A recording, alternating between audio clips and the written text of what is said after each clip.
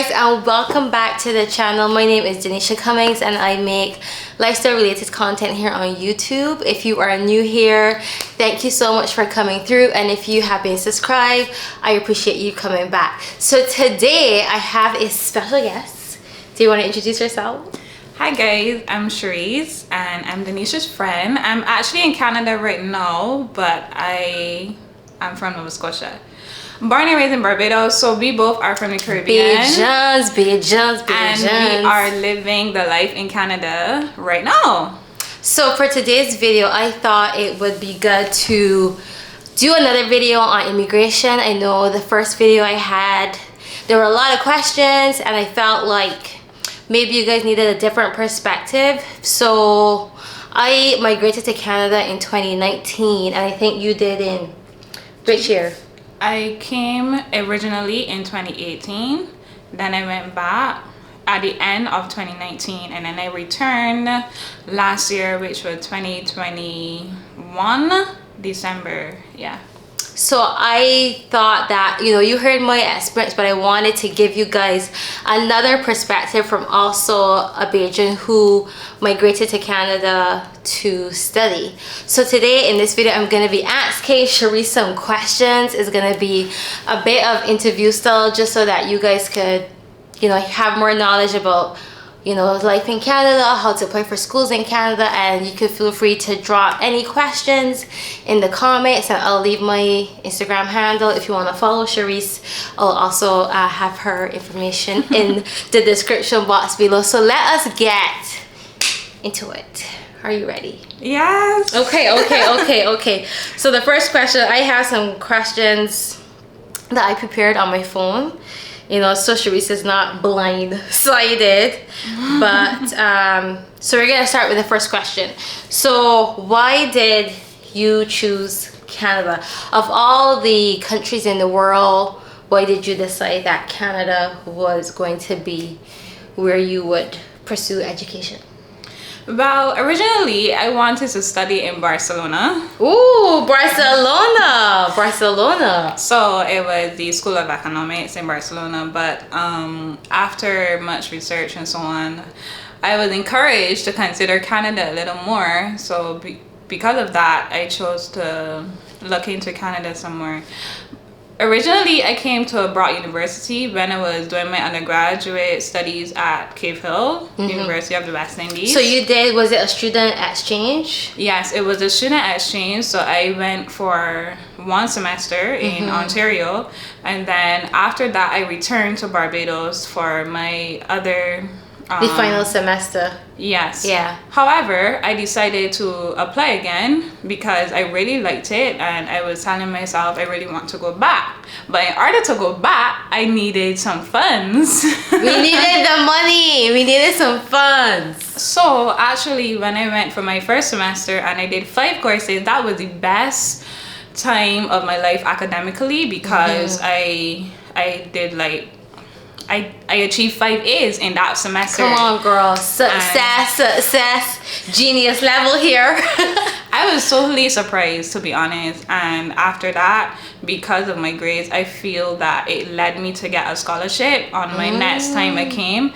And that really helped me to pursue more studies for another semester at Broad University. Yeah.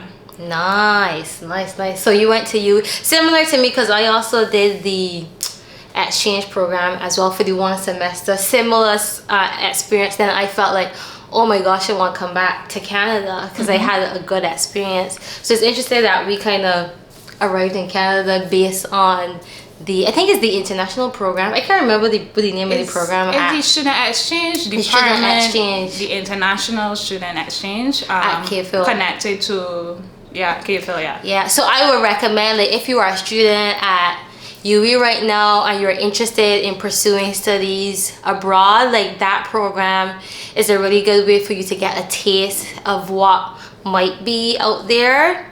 I don't know what it looks like now. I know COVID and all that stuff, like there might have been changes, but I would definitely encourage you, if you are a student at Cave Hill, to look into the student exchange program. Yeah, because a lot of people don't know about it, and originally I didn't, but when I found out more information, as soon as I entered university, I found out like what I needed to do to get there, and I worked from it from my first semester. And after that first semester, I achieved the grades I needed, and I applied, and that was it for me. And I made it, and I'm here today. You made it. We made it. Okay, so I don't think we told them. Maybe we can go into like to the next question, like which university you decided on eventually, and what level of study, and the what do you call it? Not the course, the subject. Yeah. So yeah. At university, I did economics and mathematics. So when I finished my undergrad totally in Barbados, I told myself, well, the next step could be masters, and I felt like it was a natural progression. So I decided to look and see which master programs would allow me to study both of my two academic pursuits, which was economics and maths. And I found St. Mary's University in Nova Scotia. Shout out to St. Mary's University.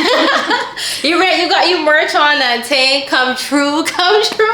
Yeah, so I finished my studies. So what happened was I saw that school, and what really attracted me to it was the beauty of Halifax and Nova Scotia. So like, were you like looking for like nature, or because it doesn't sound like it was more about the masters, it was like I want to experience a place like with nature and beautification and stuff like that. So was that a like top priority for you? I think for me, yes, that was a priority, and in addition to that, the school was very affordable, and it was just hitting all of the lists for me. So when you say affordable, not to interrupt you, but I know these Bajans and other people who watching like to get into the details, and you don't gotta give like the exact number, like you could always give like an estimate. But when you say affordable, what do you really mean?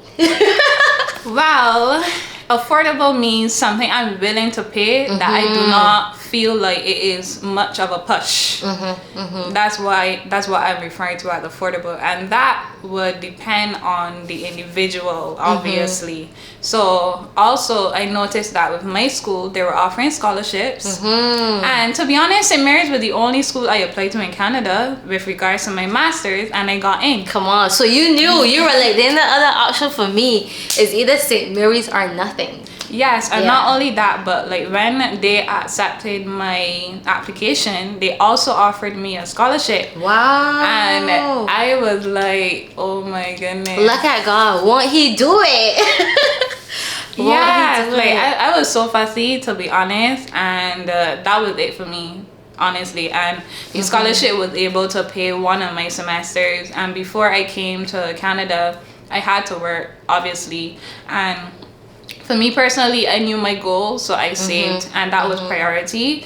So like saving towards finances for one semester, then the scholarship covering the next semester, and then I came to Canada and worked from the beginning. From the beginning, guys. So from the beginning. So your program was 1 year. Yeah. Okay. It's interesting because as you guys will have known, I went to the University of Toronto, and that is not the only university in Canada. Just let me put it out there. You know, a lot of people know that it is prestigious and what's not, but I did not receive a scholarship. When I applied, I did get like a scholarship during my studies there, but I did not receive a scholarship up front. So there is like every university has different procedures, different things that they do. So it's good to hear that your university offered you a scholarship up front. And was that because of your grades specifically? Because I know some scholarships are based on merit, based on academics, based on the overall application. So was it mostly like, let's just look at the academics and see if this girl is giving what she is supposed to give? Well, I think it was based on merits, but from my discussion with my other classmates, I noticed that I wasn't the only one who received the scholarship. And when I actually think about it, knowing the countries that they came from, I think the scholarships was based on the development of that original country that the person came from. So so mine was a percentage, and then there were persons who received scholarships greater than than mine, and then there were persons who received the same amount, but many of my classmates received scholarships in my class, and to me that was beautiful because I felt like we were all supported financially. And you know, I think that's a priority that was really pushed in my program at my school, which was great. Yeah. That's good to hear. So far, it sounded like St. Mary's, beautiful place, a lot of support, especially financially. And I know a lot of people who are looking to come overseas, like it is a financial cost attached to it because more than likely we would have to pay international fees. Yeah. So it is really good to hear that, you know, the school did support you financially, which is a relief, you know, because student fees ain't easy, right? So I know, and like it was all a surprise for me because I didn't even know that. That was how the school function. You know, and they're so supportive. And St. Mary's is the size of St. Mary's is like the size of Commonwealth or the size of Harrison College. Shout out to all the Commonwealth students. I'm not from Commonwealth, so I'm just saying that to show you like the small infrastructure of the school. Like comparing my school to, for example, University of Toronto, like the landscape is not comparable. However, like there are different dynamics to consider, and you also, for me, I wanted a smaller school because I felt like with a smaller school you have a smaller community and you get to know more people, and people are just, you know, chill. And the thing is, like, that's so good because it also shows that different people appreciate different things or value different things. Because a smaller school, like if you, I don't know, it's hard to describe this for Bajans because we know that Barbados is small, everybody can know everybody, but in Canada, like things are double, triple the size of things in Barbados. So at the University of Toronto, it wasn't anything small, it was really big. It actually felt a bit overwhelming because it was just like so much. I was coming from a little island, you know, and then to see like all these buildings and all these programs and all these people, it was just like, oh my gosh, like this is a lot. So, you know, just hearing your experience and what you felt worked well for you was a smaller community also makes sense because not everybody can like the whole big city life, like especially when you're coming to a new country. Some people would prefer just something more chill, as you say, like chill vibe, something that you could get into a lot easier. So that's good. Okay, so next question. We kind of talked about finances. I know a lot of people, so you talked about scholarships, I talked about, you know, having a loan from the student revolving loan fund, and that's how I supported my student journey. Did you also go through the process of the student revolving loan fund, or was it that, you know, because of the scholarship and because it was a smaller community, you felt like you could manage the finances like on your own personally, or like with the support of family? Obviously you're speaking towards funding for my master's or funding for the student exchange? Funding for the master's. I know the student exchange, there are also scholarships through that program, but I'm talking specifically about your master's at the university, at St. Mary's University. Okay, so my story is a little different. I did not borrow any money. Come on, girl. Come on. We need an amen, a hallelujah. Yeah, I did not borrow any money. So for me, like, I was pumped on my personal savings, parental savings, and scholarships. That was it for me. And also working from January this year, 2022, up until August. Like, that was me. You was just like, gonna get that money. So in terms of preparing, so I know a lot of people are also wondering like, oh, how can I prepare financially? Like, did you had in your mind, all right, all the money that I'm working for going straight towards my studying in Canada? And how long were you studying, how long were you saving, before you came to the university, to St. Mary's University? Well, I would say for me, like, it's more of not how long I was saving, but how long ago did I have the mentality of saving? Ooh, come on, girl. Come on. This is a word. It's the mentality. So, for me, like, I captured my mentality of saving since 2016 when I was in secondary school, upper sixth, like in sixth form.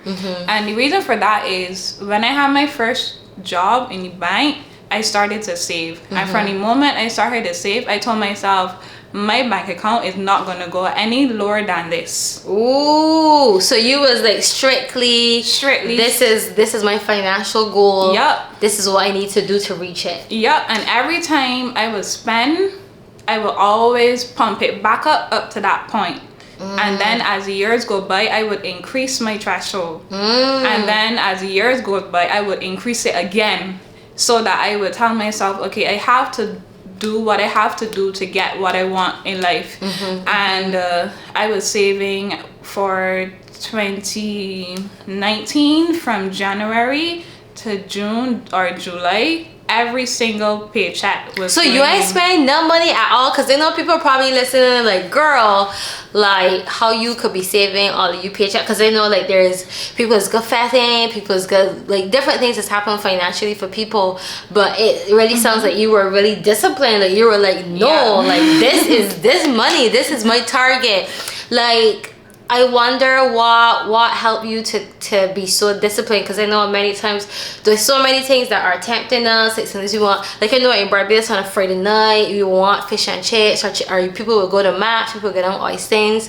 Like what did you put in place for yourself to make sure that you can stick by this goal, that you ain't gonna compromise, that you are going to make sure that when the month come you put on this certain amount of money? Okay, for me, like I've always figured, sacrifice is important for any future desire that you may want in your life. And for me, that just stood close. And while I was saving, I was living with my parents, and my parents supported my saving initiative. So I didn't have to buy like furniture or anything while being at home. I didn't have to pay bills, So like I just maintained that that level of activity for me until I was placed in a position where I had no choice but to spend money in rent while I was a student and so on. Yeah. So for me, like in terms of activities, I'm such a simple person, and I think that's probably why St. Mary's attracted me. But now that I'm here, I'm able to, go to restaurants, go to things, like actually use the money that I have been accumulating over the time, and to just sit back and enjoy myself for a little bit. Live a little.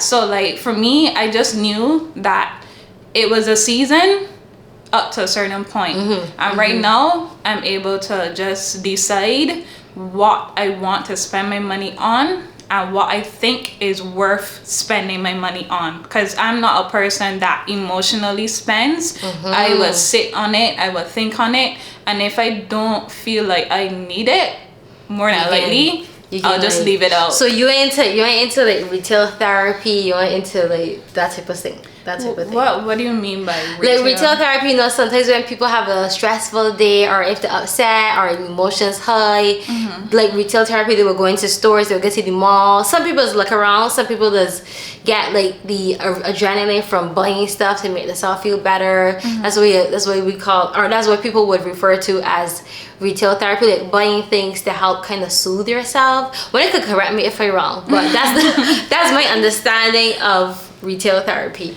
Okay, for me, like whenever I'm stressed and I found it worked, like I would just go for walks, like nature walks, where I was in Nova Scotia, or I will just go for ice cream, or I just go on the bus and go in the mall and walk around. Or sometimes I realize I really like to read now, and oh my goodness, I'm reading a book that is so amazing. So like I just be cool and chill. Sometimes if I really want to go, you will see me in stores late at night, in the morning. Sometimes it depends with my friends.